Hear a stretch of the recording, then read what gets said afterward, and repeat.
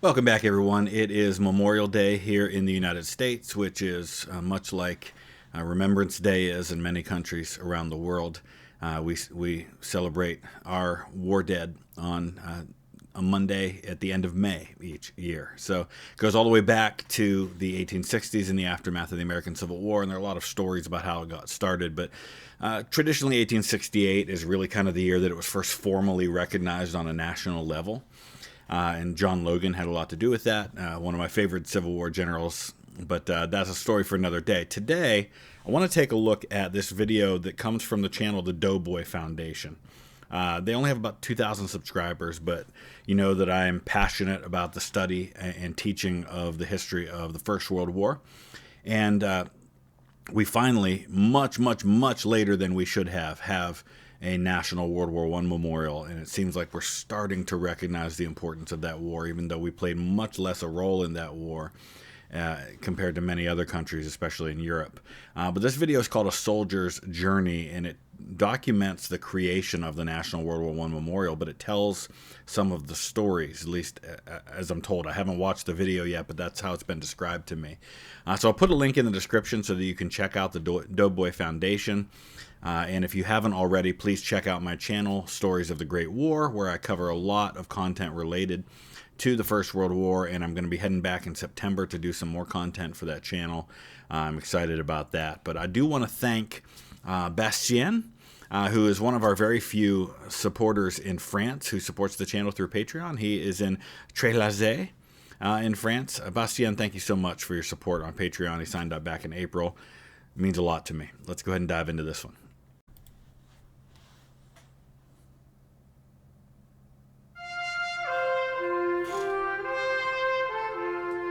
When my husband Jack was a little boy, he used to go out with his grandfather, and Pershing. Jack was always just surprised at the number of people who would follow them down the street with cameras or just pieces of paper asking the general to please sign. And yeah, people don't realize what a big deal Jack Pershing was, Black Jack Pershing as they called him.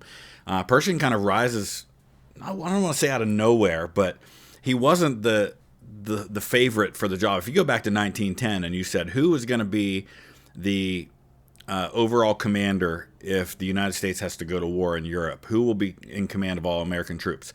Jack Pershing would not have been at the top of that list.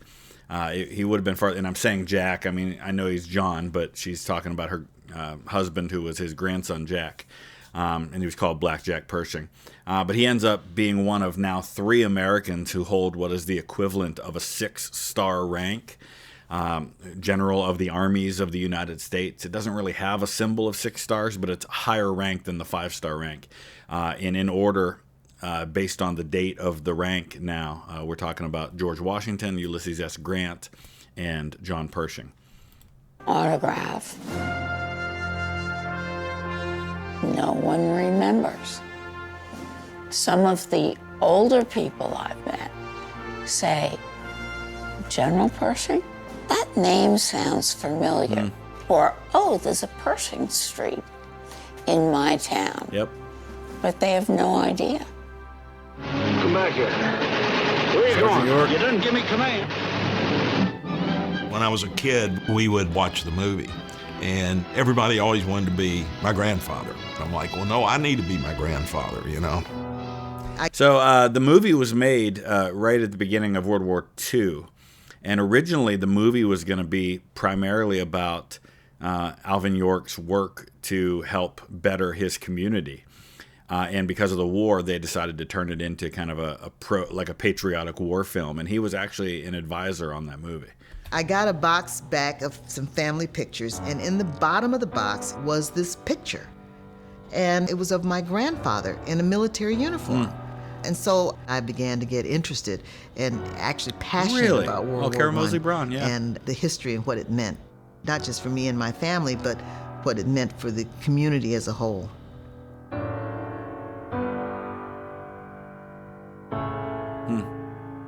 World War I was the war that changed the world. Yeah. It changed everything about the interrelationship between countries. It helped to advance our technology. It helped to advance the rights of women. It helped to advance the rights of African Americans. It helped bring America out of its shell for the and it's what catapulted the United States toward superpower status. It's our first real foray into the world war stage. I mean, I know it's World War I, but there had been these massive wars in Europe and in other places before, and this is the first time we really get involved in one. There is an importance to the American dream. There is an importance to the defense of the democracy of the United States that's just as important today as it was 100 years ago, as it was 200 plus years ago. We're charged with trying to help Americans understand that and to build a national memorial when there is no World War I memorial in the nation's capital. We're going to build one. Absurd to me that there hasn't been a World War I memorial before now. I was given the task of creating a national World War I memorial for Washington. I think what really drove me to get involved in this project was that I realized after looking at imagery of what World War I looked like, I was struck by how young the soldiers and the women and the children were that were affected by this war. And there's a lot of expression in those pictures. To do this memorial, I took 12,000 pictures with the models wearing uniforms from 100 years ago. And from those 12,000 pictures, I created 9 different iterations that I showed to the Centennial Commission in Washington. I didn't shoot the photographs straight on. I lowered my eye level to about mid-knee. Shooting slightly below gave the figures a sense of monumentality and heroism. So I could create something through my drawings that was heroic, but here's the trick. It's also intimate at the same time, and it's about human beings. So this is so important, and this is one of the reasons why I have my Stories of the Great War channel, is that it's one thing to glorify these like acts of heroism and to talk about the movements of grand armies and big battles and sieges and all these things. But I want to tell the stories of individuals, and the story of war is not just about heroism and these big battles. It's also the story of loss and suffering and how people dealt with that. And to me, those are the most powerful stories. Accessible. As we proceeded through the process, we finally arrived at a soldier's journey. My grandfather's name was Thomas Davie. He was a sergeant in the American Expeditionary Forces. My grandfather went off to fight for an ideal. He didn't fight for what he was experiencing in his life. Right. He couldn't vote. And many of these African-American soldiers went over there and fought well, fought bravely. Units like the Harlem Hellfighters. Probably, I mean, when we talk about World War II, we think of like the Big Red One, and we think of the Rangers, and we think of the Marines in the Pacific, and we think of the 101st Airborne Division in World War II. I mean, in World War I, if you're going to point to one unit and say that's the unit that embodies the American soldier in World War I, you look at really two. You look at the Marines, maybe at Belleau Wood, and then you look at the Harlem Hellfighters. I mean, they were the top of the top, and they came back to America thinking, now we've proved ourselves. We've proved ourselves as men, as Americans, as soldiers, and they came back to find out that didn't matter to a lot of people. He couldn't sit on the front of the bus, but he was prepared to go off and fight for democracy and the ideals that built this country and that he invested in. Yep. He was prepared to give his life. And that, to me, is the definition of patriotism. Yep. I mean, you don't get any more profound definition of patriotism than somebody who will fight for an idea, even in spite of the realities of their current circumstances. He's right. And he and 300,000 other African Americans did just that. This memorial is about the process of being human. It's not the glorification of war. So what I did is I created something that everybody would understand. The initial scene begins with the father being handed the helmet by his daughter. The wife stands behind the father, and in the next scene, she holds his arm asking him not to go as he breaks into this other group, the Brotherhood of Arms. My grandfather was Sergeant Alvin C. York. It was not until the 5th grade, when I was called up to read something out of an encyclopedia, that I really understood that he was nationally known and known by more people than just our family. My grandfather really didn't want to go to war, if you ever see it. There's his draft registration card, and I did a video on Alvin York, and I showed this. And you look at, do you claim any exemption from the draft, down on number 12? It says, yes, don't want to fight. And there's a whole story behind that about how he was a Christian, had seen his best friend killed in a bar fight, didn't want to be involved in that kind of violence, much like you see with Desmond Doss in World War II. But he had these conversations with some of these men. I don't want to get ahead of myself. I'm sure they'll tell the story, but ends up being one of the great heroes of World War I for the Americans. His draft card, it says, don't want to fight. He ended up getting drafted, and he told him, I've made my peace. I haven't worked out about killing people, but I do want to go support my country.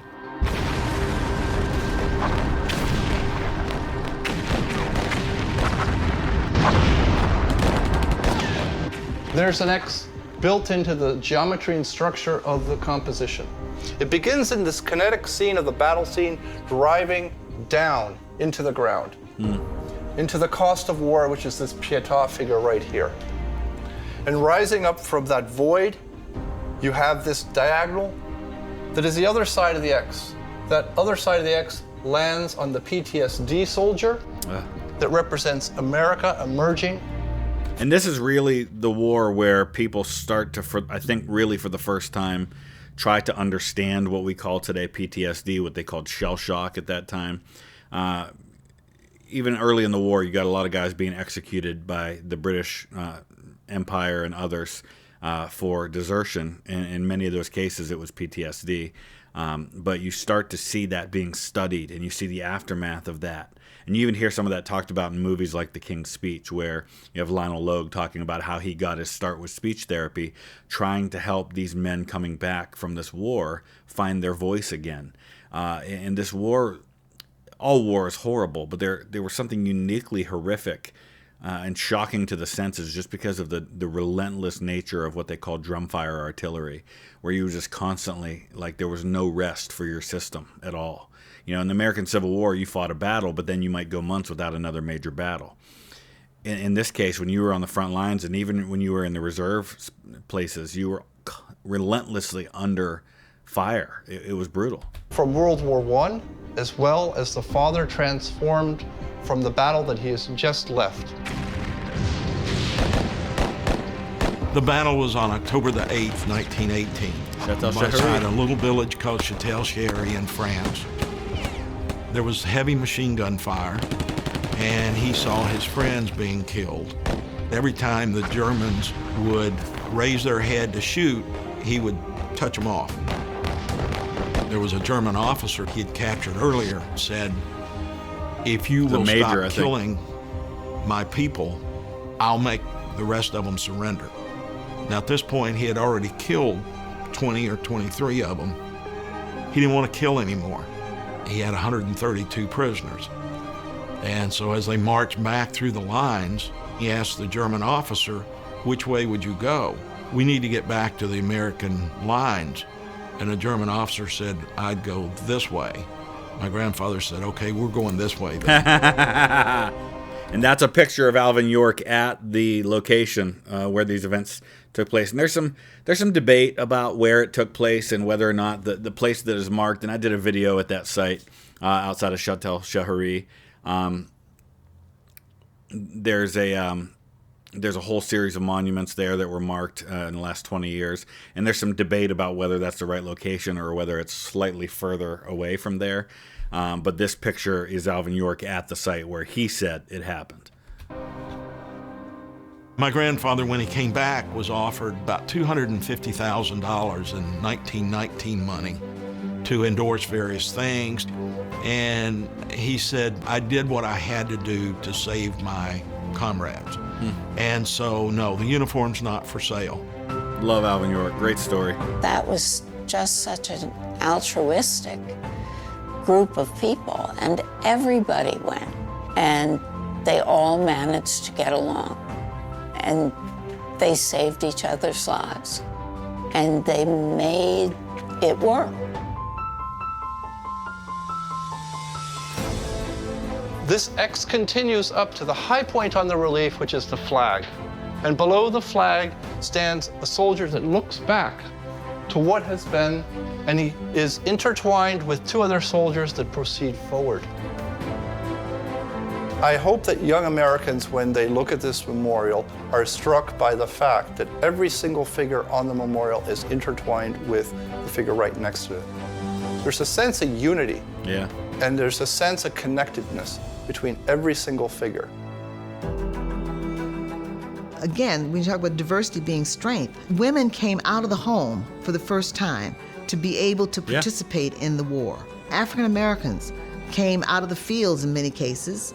Native Americans. Those are probably guys from the Harlem Hellfighters. They're all wearing that medal that you see. I've actually got one downstairs. That's the French Croix de Guerre, which was not given to a ton of Americans, but the Harlem Hellfighters had them, and well-deserved. Came out of the fields in many cases. Native Americans, in that point, then run off onto reservations. Immigrant Americans, they all came together and participated as soldiers, as doughboys in World War I. And the rest of the world was very grateful. The flag bearer is the Johnny Come Marching Home scene and represents the newfound power of America, leaving behind the agrarian nation and the isolationist way of perceiving itself in the world. The following scene and the final scene is the father. He's returned home to hand his daughter the helmet. Wow. She represents the next generation. And she's older now, too. World War II. The things he's left me and the things of his that my grandmother gave me after he passed away. Oh, wow, dude. That is cool. What a collection to have. Really means a lot. It keeps me connected to him. I feel like, does anybody watching this have any way of me connecting to him? I would love to head down. I'm assuming he still lives in Tennessee, down around Pall Mall, where Alvin York was from. I would love to sit down and talk with him about his grandpa. That would be an incredible experience for the Great War Channel. Him.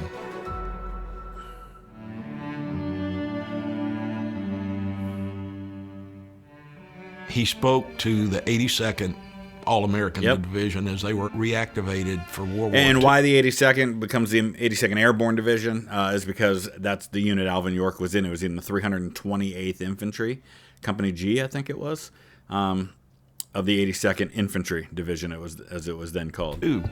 He told them, when we fought the war, we thought we had won the peace. But what we found out was we just Look, that is Omar Bradley standing right there. Oh, I recognize that face anywhere. A payment on our freedom. And now there's another payment coming due that we're going to have to pay up again. You have to make continual installments on it to keep the peace and keep freedom. That's Ike talking 101st. There were 4.7 million American families sent their sons and daughters off to fight this war. World War I killed more Americans than Vietnam and Korea combined. And most of that in the span of, half of American battle deaths happened in a 6-week period.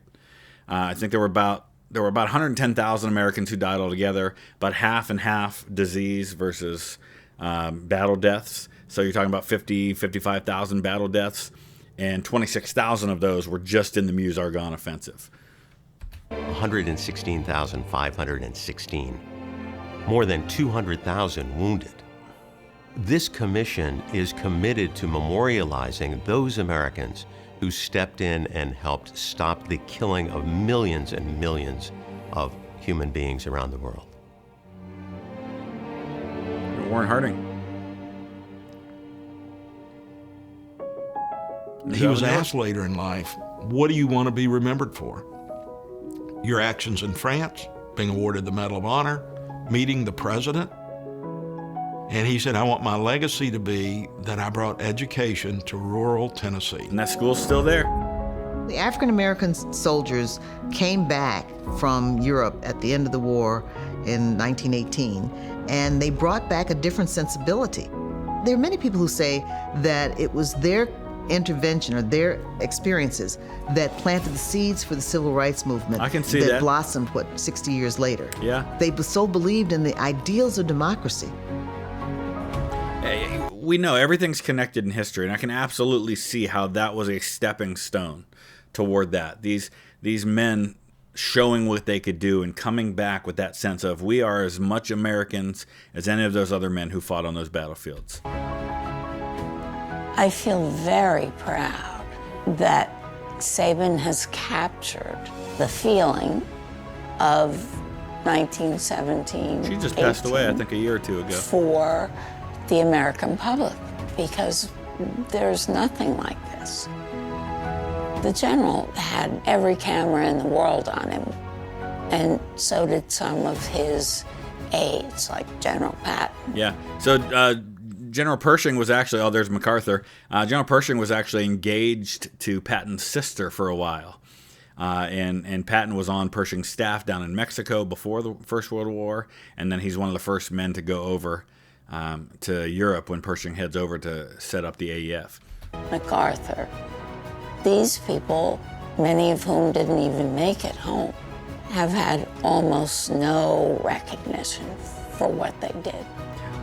And this war represented all of us in the States.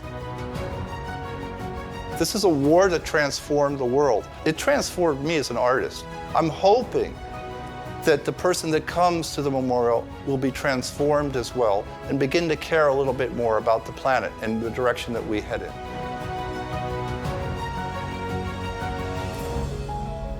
Yeah, so I'm going to be heading, next time I head to D.C., I'm planning to visit the World War I Memorial. I know every day at 5 o'clock they have a soldier in World War I uniform play taps at the site, which I know will be a powerful experience. I think it's in Pershing Squares where all that happens. So looking forward to that. Definitely please check out Stories of the Great War, my channel, where I tell the stories of these men and women and what they did during that incredibly devastating conflict. And I hope you'll check out the channel here where they are creating this fantastic content from the Doughboy Foundation. Thanks for watching.